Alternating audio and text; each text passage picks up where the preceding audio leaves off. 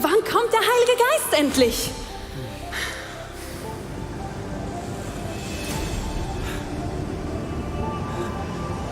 Hört ihr das auch?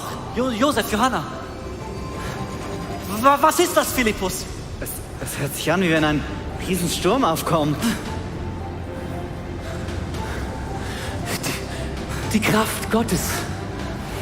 Sein Geist. Heiliger Geist, sei willkommen hier. Flute diesen Raum und fülle die Atmosphäre.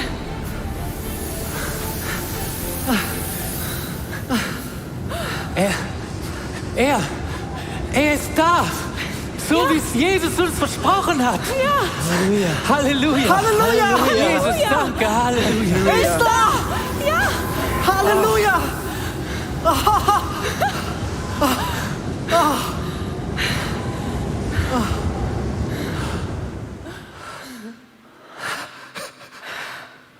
God so loved the world. Qu'il a donné son Fils unique. Damit jeder, wo an ihn glaubt. Non per ista abbia vita eterna. Wir sprechen in anderen Sprachen? Aber wieso denn? Damit wir seine Zeugen sein können. Nicht nur hier in Jerusalem und in Judäa, sondern auf der ganzen Welt. Ja. Das Problem ist gelöst. Du kannst nach Rom, Philippus. Wem fährt das nächste Schiff? Ich meine nach Rom. Ja. Weiß es nicht. Hey, Philippus. Was? Ich glaube, du kannst doch gerade jetzt schon anfangen mit deinem Italienisch. Das ausprobieren. Jetzt hier in der Stadt bei den ganzen Festbesuchern. Ja, auf was warten wir noch? ja. Komm, gehen, erzähl mir von Jesus. Ja, Kommt schon! komm. Gib mir! Jesus! Heiliger Geist! Aber wenn der Heilige Geist über euch gekommen ist, werdet ihr seine Kraft empfangen.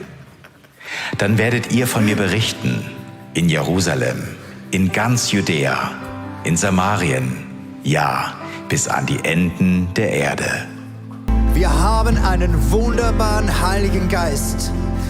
Und er wirkt an diesem heutigen Tag. Das haben wir schon erlebt in der ersten Session, als wir gewartet haben auf ihn. Und jetzt wünsche ich mir, dass der Heilige Geist durch dich hindurch spricht. Wie das geht, nimm dein Cellphone nach vorne und geh auf die Adresse icf.ch/ask.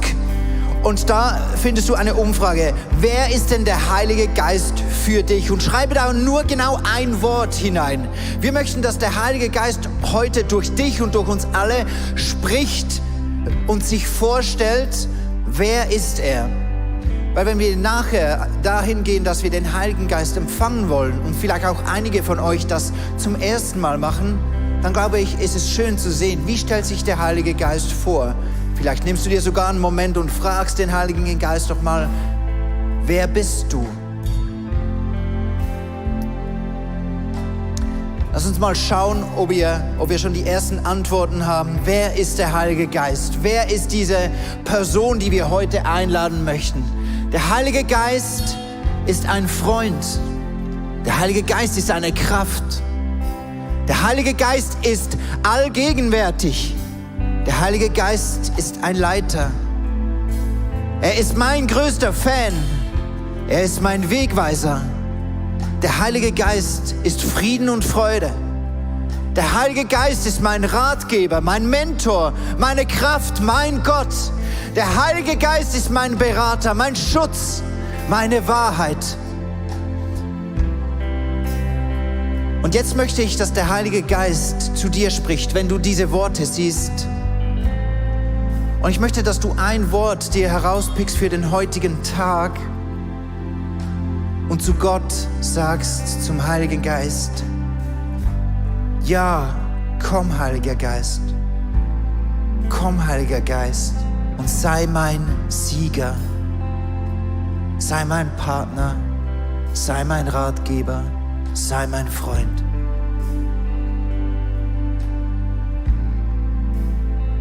Amen. Es ist wunderschön, mit euch zusammen den Heiligen Geist wirken zu lassen. Vielen Dank auch, dass du mitgemacht hast und der Heilige Geist heute schon durch dich gesprochen hat. Ja, dieses Pfingsterlebnis, das war ja wirklich der Moment, wo sich für die ganze Menschheit die Geschichte einmal mehr gewendet hat. Denn nicht nur hat Jesus am Kreuz bezahlt, sondern jetzt nimmt Gott selber Wohnung in uns Menschen. Was das genau bedeutet, das werden wir jetzt mit Dan Nüsch und nachher noch Dominik Harbo und Melli zusammen erleben. Dan, nimm uns hinein. Was ist da genau passiert? Hey, danke vielmals, Joel. Ja, hey, wir sind bei Pfingsten, einem größten Geschichtstag der Christen. Und das hat alles angefangen, als eben Jesus, wie wir gesehen haben bei diesem Theater am Anfang der Celebration, Jesus hat gesagt, wartet in Jerusalem, ihr werdet Kraft empfangen. Und wenn du die Bibel hast, dann schlag sie jetzt auf. Wir machen etwas, eine Bible Study zusammen, okay? Hol dir einen Highlighter, wenn du ein iPhone hast, ein Smartphone, hol dir das, YouVersion Bible App. Und schlag mal auf bei Pfingsten, bei Apostelgeschichte Kapitel 2, Vers 1. Da lesen wir, zu Beginn des jüdischen Pfingstfestes waren alle Jünger wieder beieinander. Plötzlich kam vom Himmel her ein Brausen wie von einem gewaltigen Sturm und erfüllte das ganze Haus, in dem sie sich versammelt haben. Zugleich sahen sie etwas wie züngelndes Feuer, das sich auf jedem einzelnen von ihnen niederließ. So wurden sie alle mit dem Heiligen Geist erfüllt und redeten in fremden Sprachen. Jeder so, wie der Geist es ihm eingab. Ich möchte, dass du mal vielleicht ein Highlight vornimmst und sagst, okay, dieser Vers 4, den highlight ich einfach mal, weil wir haben alle verschiedene Prägungen zum Heiligen Geist. Und es ist so hilfreich zu lesen, was sagt eigentlich die Bibel zur Ausgießung des Heiligen Geistes. Und hier sagt es, sie wurde erfüllt und redete in fremden Sprachen. Also, schauen wir mal weiter. Was sagt die Bibel?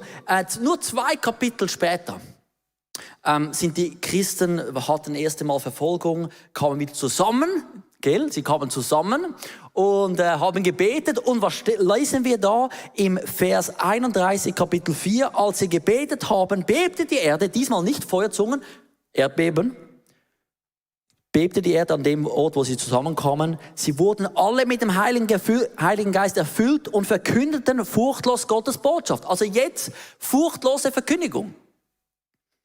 Der Paulus, der schreibt einen Brief an die Christen in Ephesus und dort sagt er, hey Leute, das sind die Christen, lasst euch immer wieder erfüllen, lesen wir im Epheser 5, Vers 18. Bedrängt euch nicht, das führt zu einem ausschweifenden Leben, lasst euch vielmehr von Gottes Geist erfüllen.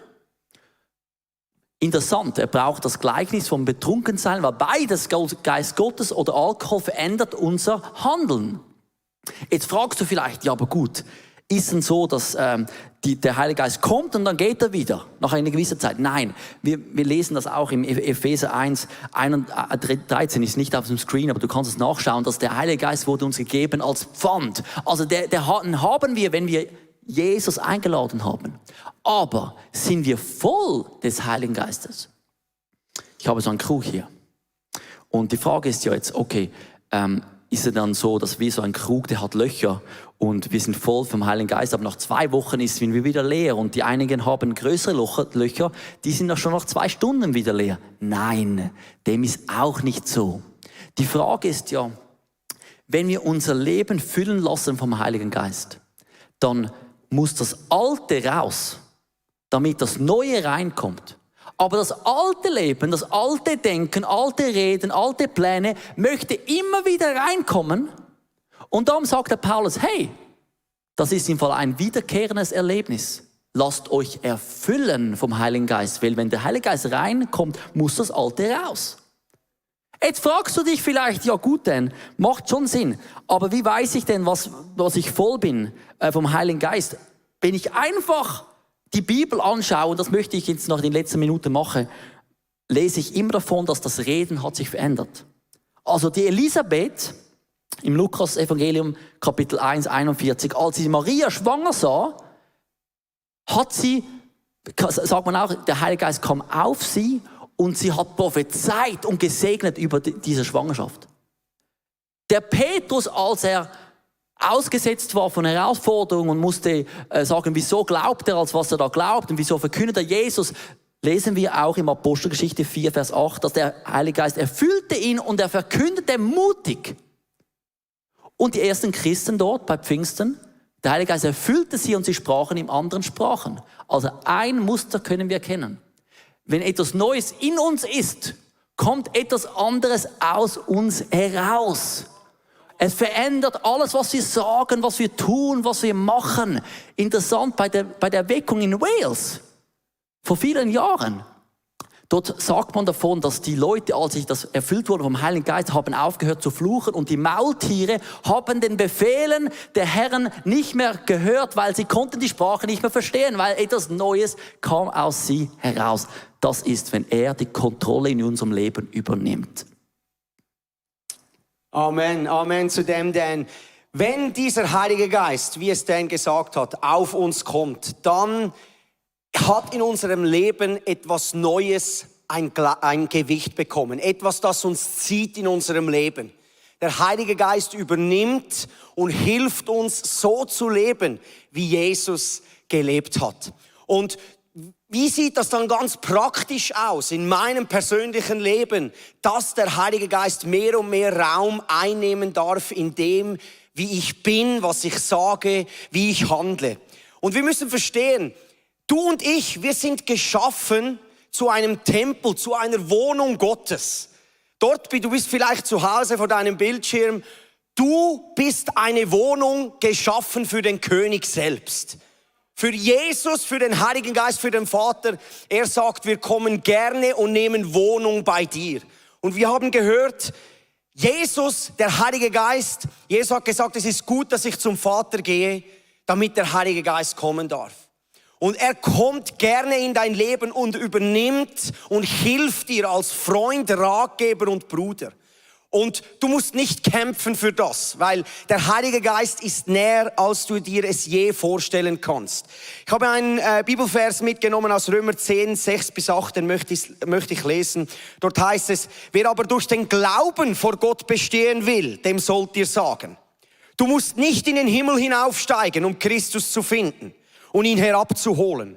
Und du musst nicht in die Tiefen hinabsteigen, um Christus wieder von den Toten heraufzuholen. Denn in der Schrift heißt es, die Botschaft ist dir ganz neu.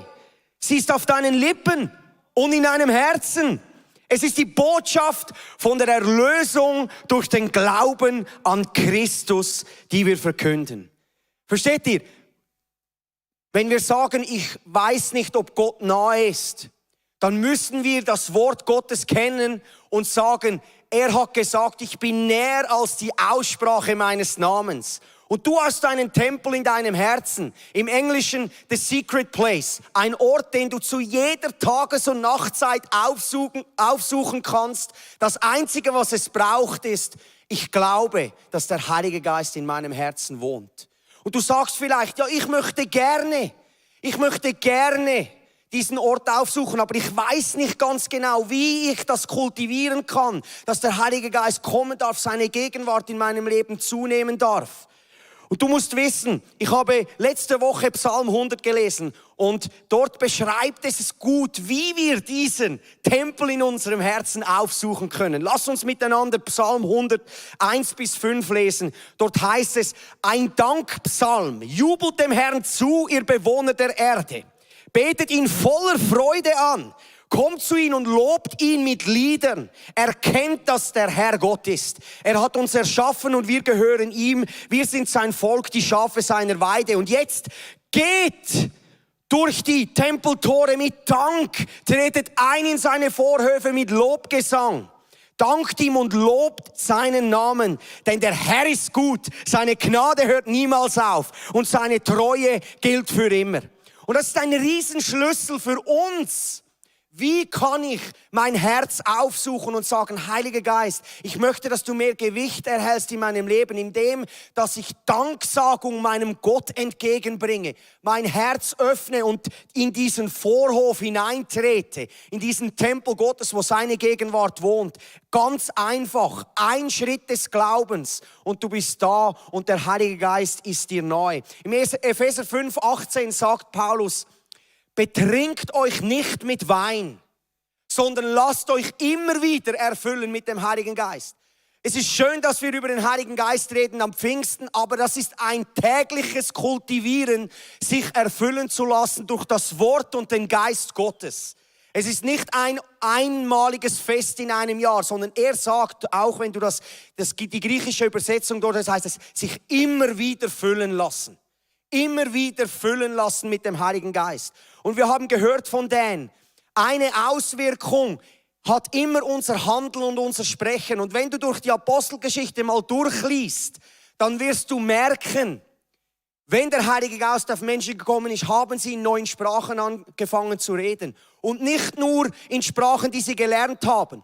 Und wenn dir das Sprachengebet, wenn du Fragen dazu hast, ich möchte dich ermutigen, wir haben ein wunderbares Teaching auf YouTube von Nick Legger über das Sprachengebet, eine halbe Stunde top erklärt, weil ich habe zu wenig Zeit, um dir das jetzt alles zu erklären. Aber das Sprachengebet, ein Gebet durch den Heiligen Geist, das ein Geschenk des Vaters ist für uns, um uns selbst in unserem heiligen Glauben aufzubauen. Also ich möchte wachsen in meinem Glauben. Ich habe Tage, in denen ich mich stärken will in meinem heiligen Glauben, in meinem innersten Glauben. Und da ist das Sprachengebet ein Riesentool. Und wir werden nachher in der Ministry-Zeit noch Zeit haben, miteinander zu beten, dieses Sprachengebet zu empfangen. Es ist etwas Wunderbares und wir werden euch dann in dieser Zeit anleiten. Und jetzt haben wir ein Riesenprivileg, noch ein Testimony zu hören, wie der Heilige Geist in einem Leben auch ganz praktisch gewirkt hat. Und ich möchte Meli auf die Bühne bitten und come on Meli und erzähl uns doch, was der Heilige Geist in deinem Leben getan hat. Danke, Dom. Leistungsgedanke, Perfektionismus, alles selbst unter Kontrolle haben wollen. Ich bin nicht christlich aufgewachsen und so habe ich 20 Jahre lang gelebt. Gott begegnete mir stets im Ausland. So war ich in 4 verschiedenen Ländern, in 6 verschiedenen Kirchen und überall hörte ich ähnliche Geschichten von Gott. Geschichten, die mit Menschenverstand keinen Sinn machen. Geschichten, die ich kaum glauben konnte. Und doch erzählten all diese Menschen unabhängig voneinander Ähnliches. In mir weckte sich eine Neugier. Ich wollte mehr wissen, das auch erleben. Mein Verstand öffnete sich, doch mein Herz blieb verschlossen. Mich wirklich öffnen, irgendwie verändern lassen, Kontrolle ablegen. Nein, das wollte ich nicht. Gott erleben, ja, aber Kontrolle abgeben, nein. Letztes Jahr kam ich dann an den Punkt, wo mir irgendwie alles zu viel wurde. Ich betete fast täglich darum, Herr, sei du mein Hirte, übernimm du das Steuer. Ich kann nicht mehr, alleine fahre ich nur gegen die Wand. Ich will dir folgen und dich wirklich kennenlernen. Von da an kam eigentlich alles wie von alleine. Ich flog letztes Jahr alleine hier zur Conference ins ICF Zürich, weil mich der Gedanke einfach nicht mehr losließ. Danach verfolgte mich das Internship. So bewarb ich mich, obwohl ich das nicht mal wollte. Doch Gott hatte einen anderen Plan. Ich realisierte, wie ich Gott zwar schon lange auf meine Reise und in mein Auto eingeladen hatte, jedoch gut verpackt in den verschlossenen Kofferraum. Schritt für Schritt ließ ich ihn dann auf die Rückbank, den Beifahrersitz und letztlich das Lenkrad übernehmen. So gab ich letztes Jahr meine Wohnung in Hamburg auf, verkaufte alles und zog hier nach Zürich, um das Internship zu machen. Einfach war das nicht. Fühlen tat ich das nicht.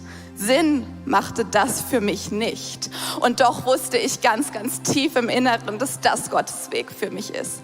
Die Veränderung, die ich seitdem hier seit einem Jahr erleben darf, wie durch der Heilige Geist grundauf neu renoviert, ist verrückt. Geschichten, die ich damals gehört habe, erzähle ich heute euch. Ein konkretes Beispiel, wo ich Veränderung durch den Heiligen Geist erleben durfte, ist im Zungengebet. Ich sprach hier ganz ehrlich zu Gott, dass mir das Angst macht, dass mir das zu viel ist, dass ich das eigentlich nicht möchte. Und doch sollte es ein Geschenk von ihm sein. Dann wünsche ich mir, dass er mein Herz öffnet, dass er mich verändert. Dann will ich mich beschenken lassen. Meine Angst veränderte sich zu Respekt.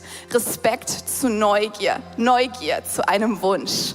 Dieses Jahr zu Neujahr wurde ich dann damit gesegnet und mich überkam Emotionen. Ich brach in Tränen aus, sprach Worte, die ich selbst nicht mal verstand. Und doch spürte ich eine so große Liebe tief in meinem Herzen. Mich heute damit in meiner Gebetszeit mit Gott austauschen zu können, wenn mir alle Worte fehlen, ist so wunderschön. der Wendepunkt in meiner Geschichte, was ich dafür machen musste. Ja, lange versuchte ich alles aus eigener Kraft und scheiterte. Ich lernte, dass diese Veränderung, die so wunderschön und langanhaltend von innen nach außen nur durch den Heiligen Geist bewirkt werden kann. Und alles, was ich dafür machen musste, ja, ich musste das Lenkrad abgeben. Ich musste mein Herz dafür öffnen. Aber das, was ich heute erleben darf, will ich nicht mehr missen. Der Schritt, der mir damals Angst machte, der Schritt, den ich damals nicht verstand, ist heute rückblickend der beste Schritt in meinem Leben.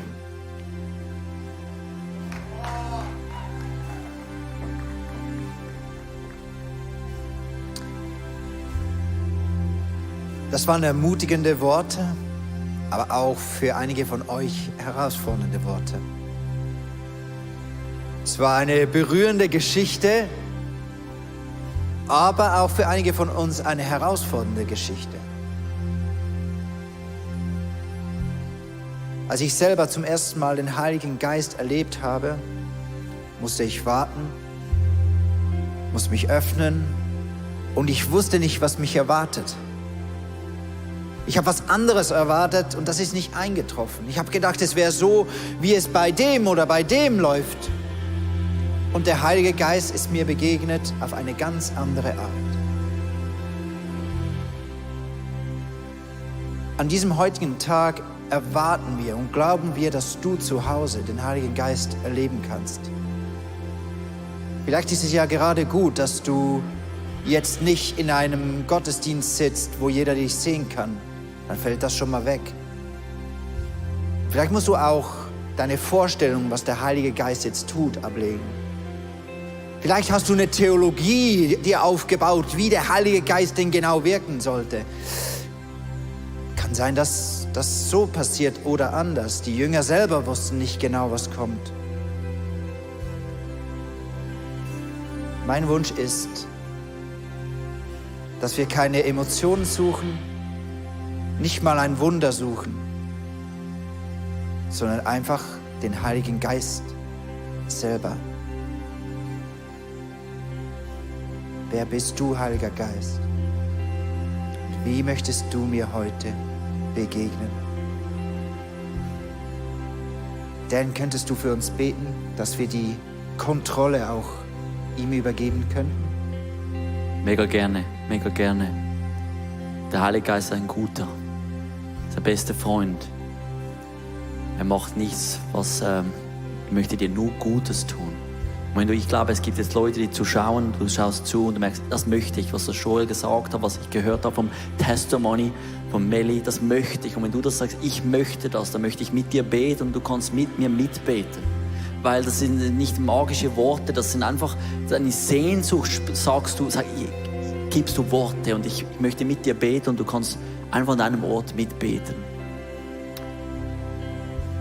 Heiliger Geist, ich öffne dir mein Leben. Komm und fülle du mich. Ich brauche dich. Ich kann dieses Leben als Christ nicht ohne dich leben. Es ist so mühsam. Komm, erfülle du mich. Mache das möglich, was nur du möglich machen kannst. Ich übergebe dir auch einfach mein ganzes Leben, meine Pläne. Komm, erfülle meine Gedanken. Komm, erfülle meine Pläne. Ich übergebe dir meine Agenda. Nimm du das Steuer. Verändere du meine Aussprache.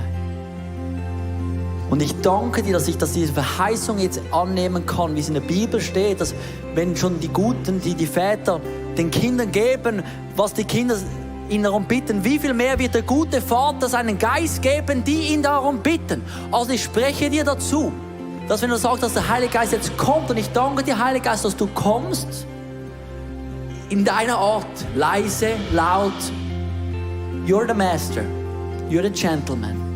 Ich danke, kommst du jetzt gerade und erfüllst du die Herzen und wir sagen, du bist so willkommen. Du bist so willkommen. Fülle die Atmosphäre. Fülle meine Herzen. Vielleicht bist du jetzt hier und du schaust zu und du merkst, ich habe eigentlich mein Herz gar noch nie zu Jesus geöffnet.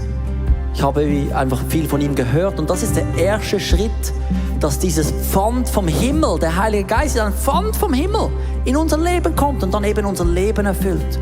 Und wenn du merkst, ich möchte mein Leben Jesus anvertrauen, kannst du es auch einfach machen in einem Gebet und sagen, hey, danke Jesus, was du am Kreuz für mich getan hast. Ich glaube das. Ich nehme das an für mein Leben. Komm und fülle mein Leben. Danke, liebst du mich. Sag ihm das in einen Worten. Er ist nicht weit. Er ist da, wo du bist. Du bist nie weiter weg von Gott entfernt als von einem Gebet.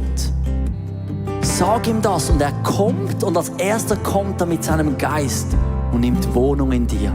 Und ein neues Leben fängt an für dich.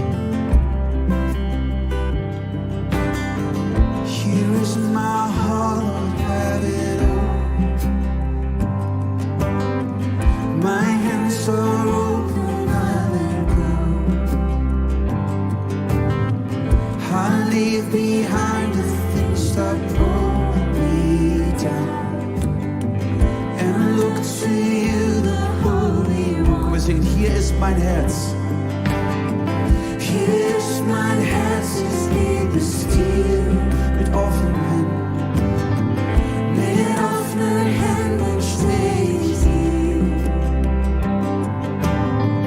Ich lasse los, du hältst in meiner Not und schau auf dich allein, mein Gott. Wir singen's nochmal, hier ist mein Herz.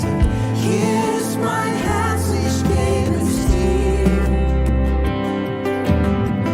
Mit offenen Händen steh ich hier. Ich lasse los, du hältst in meiner Not und schau auf dich allein, mein Gott. In dir steh ich auf festem Grund, mein Anker und mein Zufluchtsort.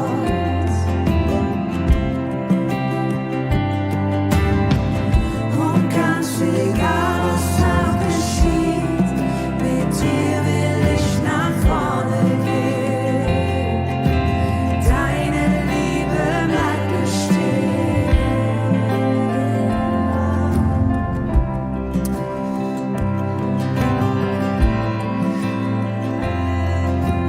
Ich glaube, dass heute auch Leute zuschauen und du hast noch nie in Zungen gesprochen. Diese Sprache vom Himmel, vom Heiligen Geist, du hast sie nicht empfangen. Und heute möchten wir dich mit hineinnehmen, dass du das empfangen kannst.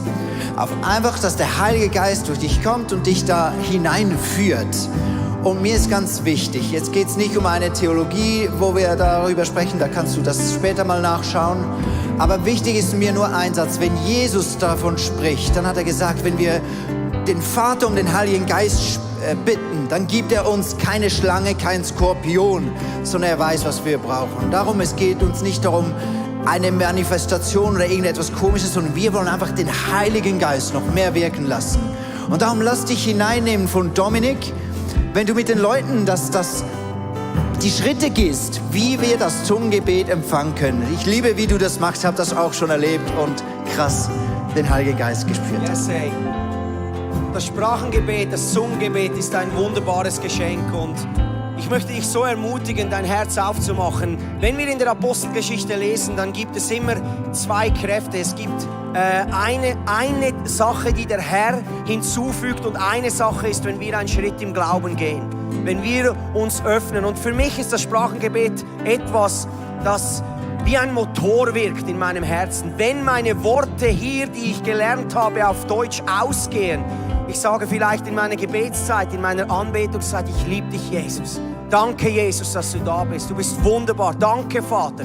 Und ich weiß nicht mehr, was sagen. Und dann kann ich in meine himmlische Sprache wechseln, die der Heilige Geist mir geschenkt hat. Und wie bei einer normalen Sprache hier auf Erden ist es ganz einfach. Es sind Vokale, es sind Konsonanten, es sind Buchstaben zusammengesetzt zu einer Sprache. Und das Witzige ist, meinen kleinen Kindern, wenn wir zusammen in Sprachen beten, sage ich immer, das Schöne ist, im Heiligen Geist gibt es keine Fehler. Es gibt kein richtig und kein falsch. Bei mir tönt es anders als bei dir. Du darfst, es geht darum, eine Sprache aus dem Herzen. Es kommt nicht mal so darauf an, was aus deinem Mund kommt, sondern was aus deinem Herzen kommt. Und ich mache es immer so, ich schließe meine Augen, ich richte meine Gedanken auf Jesus aus. Und lass uns das zusammen machen. Lass uns zusammen die Augen schließen, dort wo du bist. Jetzt bist du vielleicht zu Hause, alleine, niemand schaut zu. Du musst nicht denken, was denkt der links oder rechts von mir. Und wir haben die Worship Band im Hintergrund, die einfach ein bisschen Musik macht. Und ich leite uns einfach an. Lass uns unsere Augen, unsere Gedanken auf Jesus richten. Danke, Jesus. Danke, Vater, für das Leben. Das Leben ist ein Geschenk, wir lieben dich. Und wenn du in diesem Anbetung bist und du merkst in deinem Herzen, du möchtest etwas aussprechen, dann sag es, oh Jesus, wir lieben dich. Oh Mayela Basha, Kura Mama Sotorabande. Und das Schöne ist, es ist kein richtig oder ein falsch. Du fängst an, La Ba Seko Bataramamando. Wichtig ist, dass dein Herz ausgerichtet ist auf diesen König. Du willst ihn groß machen und du wirst merken, wie eine Kraft freigesetzt wird aus deinem Herzen. Du hast deine Gedanken auf ihn. Oh Jema, Jesus, Moraba, Shandalaba, Sokaramando Robo, Keriandaraba, Siando Robo, Shererebe, Sandorabande. Das Schöne ist, du kannst einfach loslassen und vielleicht ist es nur eine Silbe, nur etwas Weniges, nimm es mit. Ich weiß noch, als ich auf dem Bau gearbeitet habe und dieses Verlangen, wie Meli es beschrieben hatte, hat Gott mir immer Stück um Stück gegeben und ich bin dran geblieben. Deine Gedanken werden immer kommen, das bist nicht du. Deine Gedanken werden immer sagen, was machst du da? Das geht über unser Verstand hinaus. Du lehnst dich aus dem Fenster und vertraust dem Vater und sagst, ich bete dich an und ich empfange dieses Geschenk. Und ich möchte dich so ermutigen, in dieses Training einzusteigen, das tägliche Training des Sprachengebets. Und unter der Dusche, wenn niemand sieht, einfach beginnst, Jesus, ich liebe dich. Und du merkst, wie etwas freigesetzt wird. Und behalte es. Das geht nicht darum zu prahlen, wer hat es nicht. Sondern es geht darum, sich aufzumachen für diesen Heiligen Geist und alles zu erwarten, was er hat. Ich möchte alles haben, was in der Bibel steht. Ich möchte jede Geistesgabe erleben in meinem Leben. Und für das müssen wir unsere Kontrolle abgeben, diesem Vater aller Vaterschaft. Und sagen, Heiliger Geist, bist mein Herr und König. Lehr mich, dich anzubeten über meine Sprache hinaus. Und wenn du jetzt zu Hause bist und du hast nichts gemerkt oder du hast den Schritt nicht gemacht, ist absolut kein Problem. Der Heilige Geist ist dran, es ist alles in dir drin. Es will nur raus. Und du kannst morgen, heute Abend wieder trainieren, es rauszulassen. Und du wirst merken, der Wunsch wird größer, wenn Angst abnimmt. Und es tut mir leid, wo Menschen gesagt haben, wenn du das Sprachengebet nicht hast, hast du den Heiligen Geist nicht. Weil es ist absolut nicht biblisch und stimmt nicht. Es tut mir leid, wenn du so das erfahren musstest. Der Heilige Geist liebt es, mit dir unterwegs zu sein. Und auch wenn du noch nicht im Sprachengebet lebst, ist er genauso da. Aber er hat noch Geschenke bereit. Du bist noch nicht angekommen, du darfst noch einen Schritt weitergehen. Und für das möchte ich dich segnen. Lass uns in dieser Zeit des Worships uns ausrichten auf diesen Gott. Einfach in Anbetung gehen. Vielleicht probierst du es gleich nochmal aus in dieser Zeit der Anbetung. Ihm einfach dein Herz auszuschütten. Und du wirst sehen, wie er, wenn du einen Schritt machst, der Schritt entgegengeht und dich beschenkt mit einem wunderbaren Geschenk. Amen.